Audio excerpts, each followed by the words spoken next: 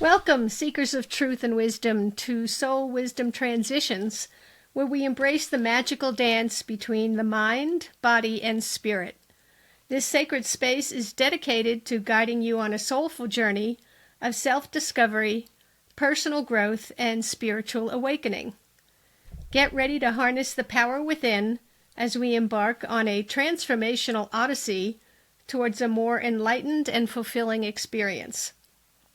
Open your hearts and minds, for the wisdom of the soul awaits. Let's the transition begin. I am your host, Terry, and today we'll take a look at childhood experiences and the magnitude of their significance on the rest of our life journey. So, childhood experiences. Obviously we all have them, and what we need to be aware of is the younglings that are in our life, children, grandchildren, nieces, nephews, friends, children, whatever the case may be, they are absorbing the messages that we are inadvertently giving them. And the more we're aware of how we handle ourselves in situation is the best way to give them the messages and teach them how to handle things as they go through their own life journey. For instance, today's episode was supposed to be me with a guest. And just not too long ago, I got an email from my guest saying that she had an emergency and was not going to be able to join me. So, because of my upbringing and how I choose to do things and how I have been able to unravel my own stories, I didn't panic. I have the recording studio ready to go. My sound engineer, Aziz, was ready. And I just had to say, okay, well, let's pivot. I know many of you are probably familiar with the Friends episode where they're trying to get a sofa up to the apartment. And they get stuck in a corner, and all Ross keeps saying is, pivot, pivot, pivot. Now, because they're stuck in a corner, there's nowhere to pivot. But in most life situations, you can say, oh, okay, well, that's different. Let's pivot. What can I do differently? How can I make the best of this situation? For me, as I mentioned, I think I mentioned it in the last episode, I was doing a presentation and the microphone went out. And I could have reacted and panicked and said, oh my God, I can't do this. Everything is, what will it look like? I'm so embarrassed. And instead of reacting that way, I chose to respond, and I pivoted and said, okay, microphone is out. I am going to talk a lot louder, and if you can't hear me in the back of the room, just move forward. We're going to keep this going. It's just a piece of technology that's not working right now. And doesn't that happen on almost a daily basis, especially in Mercury retrograde? But back to children, they are... at that stage of our development, we are hardwired to protect ourselves, and that's the reason why when you give a positive reinforcement to a child, yes, they take it in, but some of you have heard this. It takes 100, oh my God, you are fabulous, to wash away one, what are you, stupid? And that's self-preservation. And this is what happens when we're little. Everything around us is a message. Whether our parents are aware of it or not, or whether you are aware of it or not, everything we give, everything we do, everything that happens is a message that the child takes in, processes, and decides whether it's something I need to be aware of for my self-preservation, or is this something that is not important to me and I have to let it go. And at that young age, that type of processing is not happening. It's black or white. There's, not too many shades of gray. Now, especially as we get into our more formative years, we end up not being able to hear our soul wisdom. When we're very young, our soul wisdom is very, very strong. We can hear it all the time. In fact, you may have a newborn that, even though you're leaning over the crib and you're talking to the newborn, the baby is looking up over your shoulder and you're thinking, what in the world are they looking at? Well, they're connected to the energy that we all have. And as we get older and get into our toddler and formative years, that energy becomes disconnected, unfortunately. And that's life. That's how we were taught. That's how we are teaching our kids. And let's keep that in mind, because if we can unteach that or choose not to teach that, then they will be much more connected to their own soul wisdom as they go through life. And the soul wisdom is that gut reaction you get. You didn't want to go to an event and it was a work event and you had to go, and you walk into the room and just didn't want to be there, and it's like, okay, I can make this work. I can stay for a half hour, 45 minutes, an hour, whatever I need to, and leave. And coming toward you is some guy that it's a work colleague, but you don't have to work with them on a daily basis. But whenever you do, the hairs on the back of your neck stand up and you just kind of like, ugh, God, I really don't want to talk to him. Hide me. I'm going to run to the ladies' room, whatever the case may be. And it's just, that's your soul wisdom telling you this person is not safe. For whatever that means to you, this person is not safe. And there are some work situations where you have to deal with these types of people. But knowing, trusting your intuition that it's like, okay, I can say, hey, Jeremy, how are you doing? I'm making up this name. I don't really know a Jeremy. Good to see you. Nice. Oh, look, there's Jenny, and I have to get that project started. So, can't talk to you right now. Thanks. Gotta go. Bye.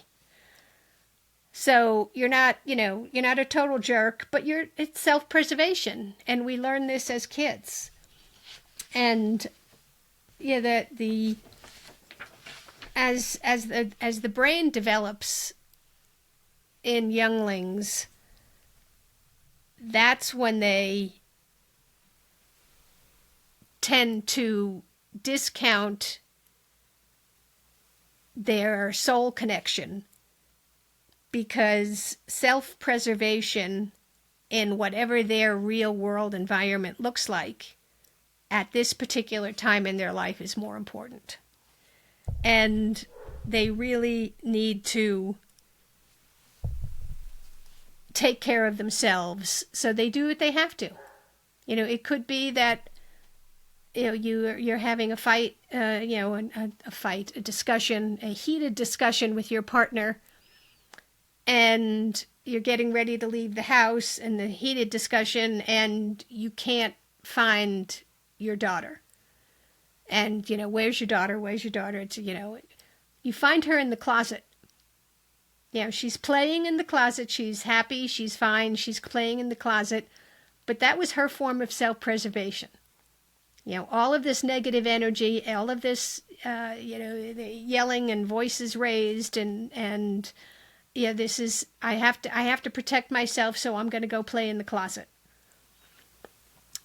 And it's not a bad thing, but be aware that this is why you'll find her in the closet when, something goes wrong, something is difficult to handle. So instead of,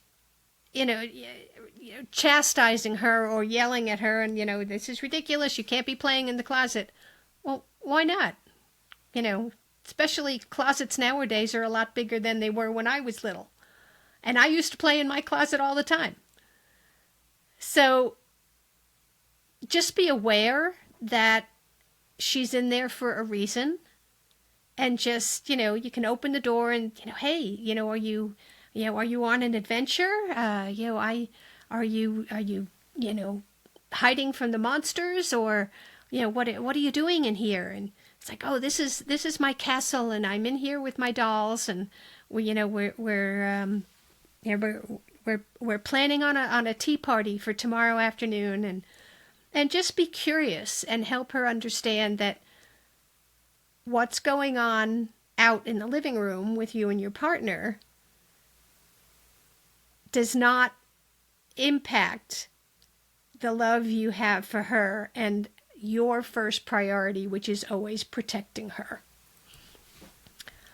So, one of the things that I did, I had a mom and a daughter client, and they were going through a divorce, and I say they because it affects the children too. The children are being divorced.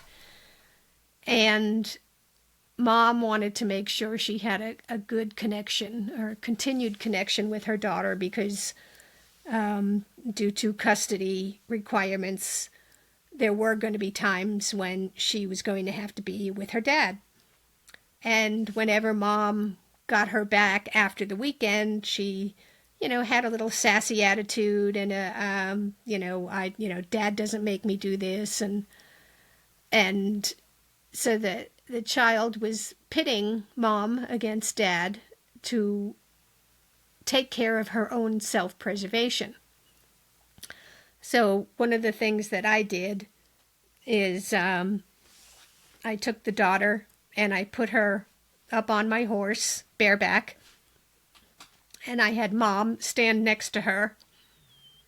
And she was apprehensive. She was, she had not done this before, and there was no saddle. There was nothing to hang on to except a handful of horse mane, which sometimes is all you need. And mom had her leg, and I said, okay, we're going to start walking now. And what you need to remember is that mom's got you. And mom had a good grip on her leg. I said, mom has got you. And if anything happens, mom is always going to be your soft place to fall. No matter what. Even when you get off this horse, mom is always going to be your soft place to fall. So we started out at a walk, and she relaxed a little bit. And then I got the horse into a trot. So she was bouncing around a little bit. And mom had her. And she didn't come off. And you could see her apprehension turn into joy as the 4 of us, including the horse, went trotting around the round pen. So after a while, we went back down to a walk, and I said to her, are you okay? And she said, yeah. I said, so what was going to happen if you came off? And she looked down at her mom, and she said, I was going to land on mom. I said, absolutely. Mom is always going to be your soft place to fall. So we were able to reconnect them and help her understand that the uncertainty of the newly divorced situation was scary for both of them, but Mom was always going to be there, no matter what.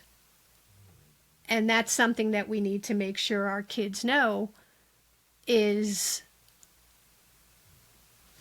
you as a parent, or guardian or grandparent, or whatever the situation or the dynamic is, they need to know they've always got a soft place to fall. And the more solid that information is for them, the more confidently they can go through life. And a lot of that also is you don't want everything, you don't want them to think that everything is perfect. There's, crap happens in life, and you've got to be able to deal with it and pivot. It's my word of the day, pivot. So, you're supposed to go out and,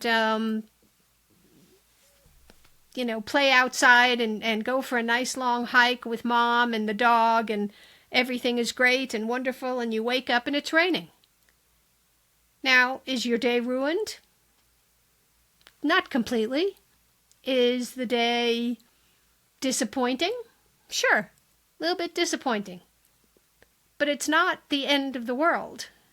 And if you can shift the perspective for the child and say, oh, look, it's raining. Well, that's too bad. Is there something else we can do? You want to stay indoors and, I really wanted to get outside. Okay, well, you know what? It's just water. Let's go take a walk in the rain. It's like, oh my God, walk in the rain? Why not? It's just water. You're just going to get wet. So what? You'll dry off.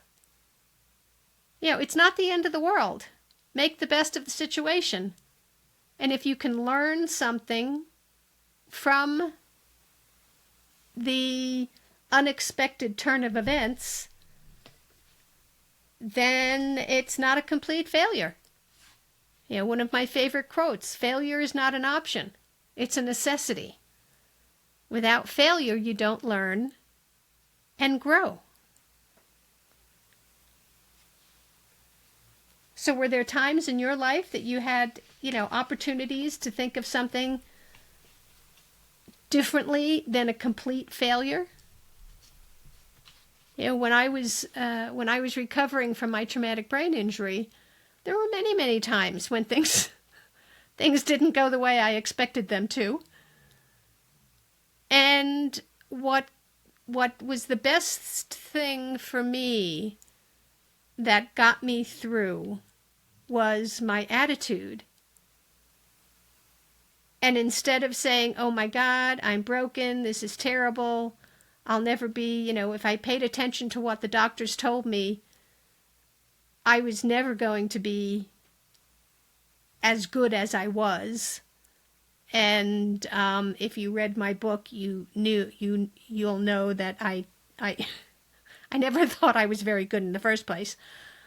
But the doctors said that, I would never be as whole as I was before the injury.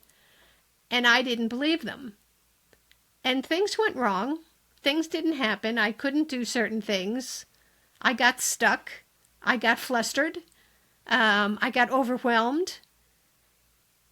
But instead of saying, oh my God, that's it, the doctors were right, I'm going to go sit on the couch and watch reruns of The Big Bang Theory, and that's it, my life is over.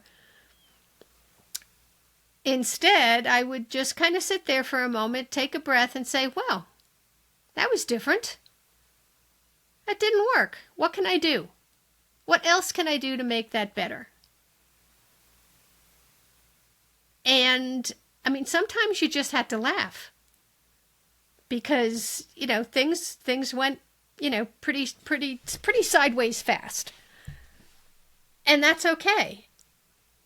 And especially with the client work that I do and working with horses, you really have to be aware of what's going on. and just make the choice to respond instead of automatic reacting. In my case, with the traumatic brain injury, automatically reacting of I'm broken, I'm damaged, it's never going to be right, this is terrible. It was like, okay, well, that didn't work. What can I do different? Can I be a high-level executive assistant at the Walt Disney Company? Probably not anymore. I did that for 13 years. It was fabulous. But I had to pivot. What can I do differently? Now I have my own company. I work with horses. I help clients unravel their own stories. I was able to pivot. So, childhood experiences, this is how we can help, I don't want to use the word program, help them understand that, things happen. Things don't go the way you want them to. And it's not the end of the world. It's how you respond to what just happened. And, let's figure out, what's best for you. And yes, as children, understand the self-preservation part of it. If you're like I said, if you find your kid playing in the closet all the time, get curious. Can I come in? Can I play with you? Would you rather be alone? Just ask some questions. Just say, hey, can you help mommy understand why you're in the closet all the time? Is this your safe space? Well, maybe we can make it a nice safe space. Let's put in a yoga pillow and a nice snuggy blanket, and let's make this your nice, safe space. And then maybe you'll invite me in sometime and we can have tea. So there are all sorts of things that you can do, and just be aware that children really do absorb the messages around them from the environment, from the other energy that's going on, and they're like little energy sponges, and they take in everything. So be aware of what energy you're putting out. And, that's not to say that, you're never going to have a disagreement with your partner. It's inevitable. That's fine. But just be aware of the energy that is being absorbed by the others in the environment. And help them realize that it's their choice what they do with that. They can, I can, in future episodes, I'll give you some energy protection visualization that you can teach to your little ones, and help them just protect themselves from the energy that's around them. And sometimes, especially if it's it's a broken home situation and things are not good, and you're trying to work things out, but give them that safe space, and that will help them as they grow up to realize that it's their choice on how they respond to things. So before we close, as I like to do, I'll share with you today's Fan of the Week review, and this is from A Man's Journey. And the review is, I appreciate everything Terry went through to get where she is in her life today. We all face challenges, and we need to look deep inside ourselves to unravel and unpack the stories that don't serve us. Thank you, A Man's Journey, for the lovely review. And if you want to be a Soul Wisdom Fan of the Week, please go on to the Apple Podcasts and leave me a review so I can choose you as next time's Fan of the Week. That concludes our episode for today. Thank you for turning into Soul Wisdom Transitions. And remember, as you navigate through the twists and turns of your life's transitions, trust in the wisdom of your soul. Embrace the lessons, honor the growth, and always remain open to the guidance that comes your way. Until we reconvene for our next soul-stirring conversation, May you continue to blossom into the highest version of yourself, embrace the beauty of your journey, and always be guided by the whispers of your soul. And don't forget, when things happen, they're not going your way, pivot. Thank you.